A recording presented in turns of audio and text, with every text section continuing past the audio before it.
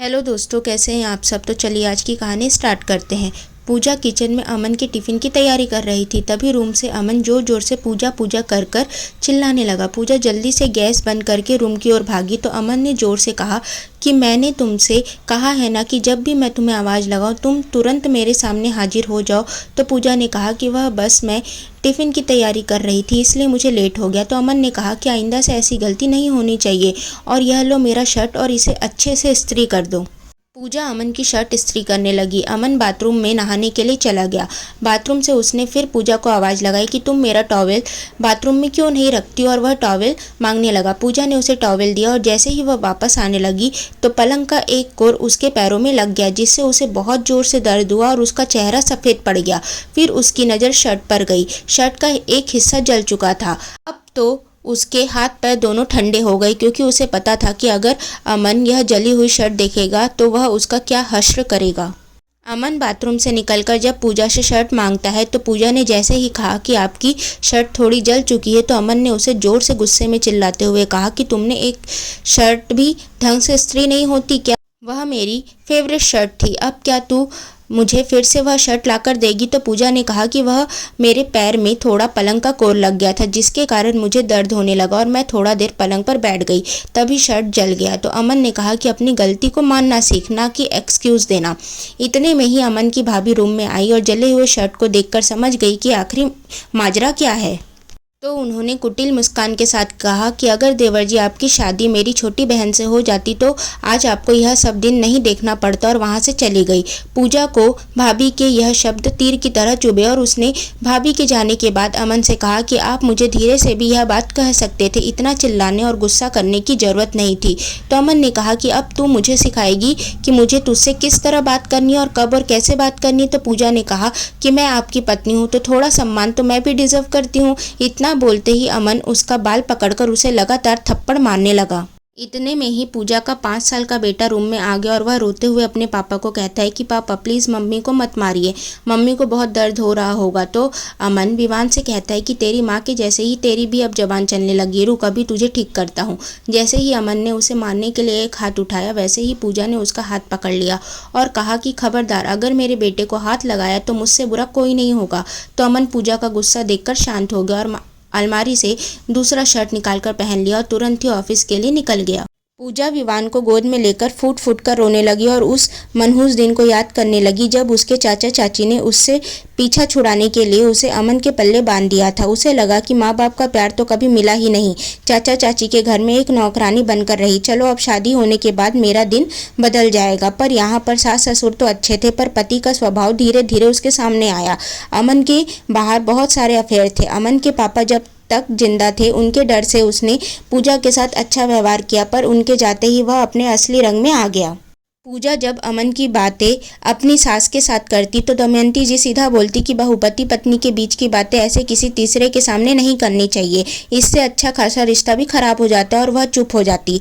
पूजा की जेठानी तो पहले से ही उससे चिढ़ती थी, क्योंकि अमन दिखने में अच्छा और कमाने में तो बहुत ही अच्छा था। वह एक मल्टीनेशनल कंपनी में अच्छे पोस्ट पर था और उसकी सैलरी भी लाखों में थी, तो इसलिए वह अपनी बहन की शादी अमन से करवाना चाहती थी। पर अमन के पापा ने ऐसा होने नहीं दिया, जिसके कारण पूजा की जेठानी हमेशा दोनों के बीच आग लगाते रहती और अमन को हमेशा यह बोलकर भड़काती कि तुम पूजा जैसी लड़की डिजर्व ही नहीं करते, एक से एक लड़कियां तुमसे शादी करने के लिए मरती है, पता नहीं तुमने क्या देखकर पूजा से शादी कर ली। धीरे धीरे अमन पर अपनी भाभी की बातों का असर होने लगा और वह पूजा से और भी रूखा व्यवहार करने लगा। अमन को यह भी पता था कि पूजा इस घर को छोड़कर कहीं भी नहीं जाने वाली है, क्योंकि उसके चाचा चाची को उससे कोई खास लगाव है नहीं और इस घर के अलावा उसका कोई और जगह ठिकाना भी नहीं है। इसलिए वह जैसा चाहे वैसा पूजा के साथ बर्ताव करता था। पूजा भी यह सब जानती थी, फिर भी वह कुछ न कहती। शादी के पहले पूजा कॉलेज में लेक्चरर थी, पर शादी के बाद अमन ने यह कहकर जॉब छुड़वा दी कि तुम्हें इस घर में किस चीज़ की कमी है, मस्त आराम से खाओ पियो और रेस्ट करो, तुम्हें जॉब करने की कोई ज़रूरत नहीं है। तो पूजा ने भी अमन की बात मान ली। एक दिन की बात है, पूजा को उसकी चाची का कॉल आता है कि पूजा तेरे चाचा जी अस्पताल में भर्ती है, मुझे थोड़े पैसे की ज़रूरत है, अगर हो सके तो प्लीज़ तू उनसे हॉस्पिटल मिलने आ जा और मेरी थोड़ी मदद भी कर दे। तो पूजा हड़बड़ाहट में जल्दी जल्दी हॉस्पिटल के लिए निकल गई। उसके पास थोड़े पैसे थे, तो उसने सोचा कि इससे चाची की मदद भी हो जाएगी। इन सब के बीच वह अमन को कॉल करना भूल गई। जब वह अस्पताल से घर आई तब तक अमन आया नहीं था, तो उसे इस बात की संतुष्टि थी कि चलो आज घर में कोई तमाशा नहीं होगा, अमन को कुछ भी पता नहीं चलेगा कि मैं हॉस्पिटल गई थी और हॉस्पिटल से आ भी गई हूँ। पर जैसे ही अमन घर आया तो अमन की भाभी ने अमन को यह सब कुछ बता दिया, तो अमन के चेहरा गुस्से से लाल हो गया। वो रूम में गया और पूजा से पूछने लगा कि क्या तुम आज बाहर गई थी, वह भी मुझे बिना बताए। तो पूजा ने कहा कि मेरे चाचा जी की तबीयत खराब थी तो उनसे मिलने के लिए हॉस्पिटल गई थी। तो अमन ने कहा कि मैं मान ही नहीं सकता कि ऐसा हुआ होगा, तुझे बाहर घूमने का शौक लगा है, इसलिए तो आजकल मुझे बिना बताए बाहर घूमने निकल जाती है। तो पूजा ने कहा कि यह सब झूठ है, मैं घूमने नहीं गई थी। उसके इतना बोलते ही अमन उसको जोर जोर से लगातार थप्पड़ मारने लगा। पूजा ने उसका हाथ जोर से पकड़ते हुए कहा कि अगर आइंदा से मुझे हाथ लगाने की कोशिश भी की तो मैं तुझे जेल में डलवा दूंगी, और वह रूम से निकल गई। अमन पूजा के इस व्यवहार से हैरान रह गया और वह सोचने लगा कि अगर इसे अभी काबू में नहीं किया गया तो यह तो मेरे हाथ से निकल जाएगी। फिर उसने कुछ सोचा और सुबह उसने पूजा से कहा कि मैं अब तुमसे तलाक लेना चाहता हूँ। पूजा का इस घर के अलावा और कोई ठिकाना नहीं था, तो पूजा उसके सामने नाक रगड़कर यहीं रुकने की भीख मांगेगी, पर उसने जैसा सोचा था हुआ उसका उल्टा ही। पूजा ने कुछ देर सोचने के बाद तुरंत ही हाँ कर दिया। फिर अमन ने कहा कि विवान तुम्हारे साथ नहीं जाएगा, वह मेरे साथ ही रहेगा। तो पूजा ने कहा कि विवान तो मेरे साथ ही जाएगा और अगर चाहो तो तुम उससे पूछ सकते हो।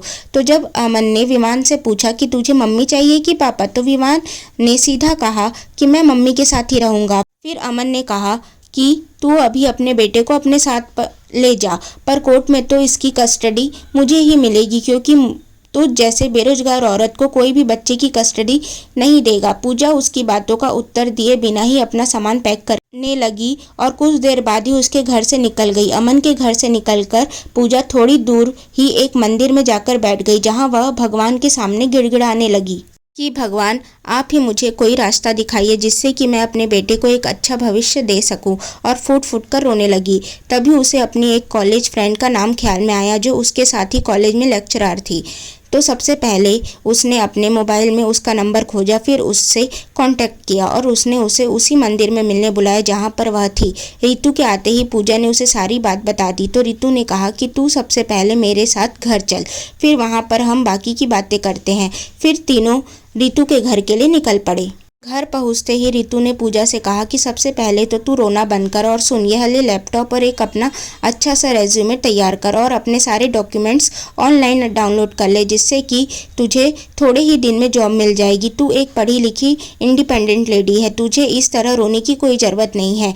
तेरे में इतनी काबिलियत है कि तू अपने बेटे की परवरिश अकेले ही कर सकती है। रितु की बातों से पूजा में थोड़ा साहस आया और उसने अपना एक अच्छा सा रेज्यूमे बनाया और हर स्कूल कॉलेज में वह अपना रेज्यूमे मेल करने लगी, पर उसे किसी भी जगह से कोई जवाब नहीं आया। तो एक दिन उसने पेपर में एक होम ट्यूटर की ऐड देखी, जहां पर कांटेक्ट करने पर उसे इंटरव्यू के लिए बुलाया गया। इंटरव्यू के बाद उसे सेलेक्ट कर लिया गया, जहां एक साथ उसे 5 बच्चों को पढ़ाने के लिए बोला गया और सैलरी 20,000 रुपये फिक्स कर दी गई।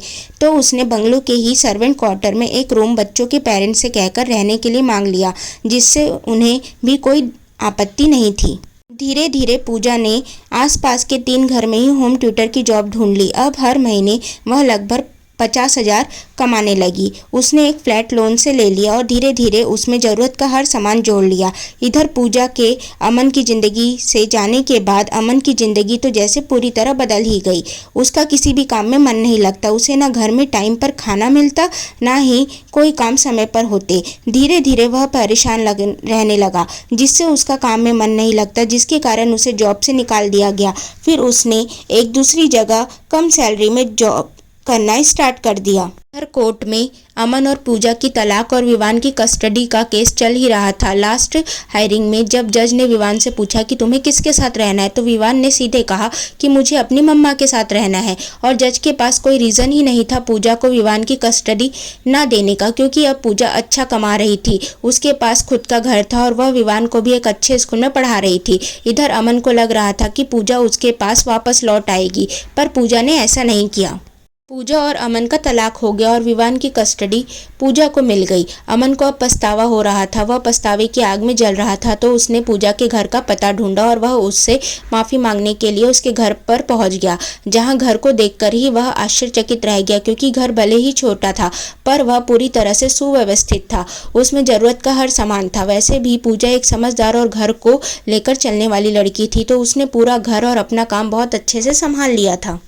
अमन ने पूजा के सामने आते ही उसके पैरों में गिरकर पूजा से माफ़ी मांगी और कहा कि क्या हम फिर से साथ में हो सकते हैं, मुझे अपनी गलती का एहसास हो चुका है। तो पूजा ने कहा कि अब हम कभी भी साथ में नहीं हो सकते, आप अपनी जगह पर खुश रहिए, मैं अपनी ज़िंदगी में अपने बच्चे के साथ बहुत खुश हूँ। और उसने अमन को वहाँ से चले जाने का कह दिया। सो दोस्तों, अगर आपको यह कहानी पसंद आए तो प्लीज़ इस कहानी को लाइक करें, शेयर करें एंड चैनल को सब्सक्राइब करें। Thank you for watching. Thank you.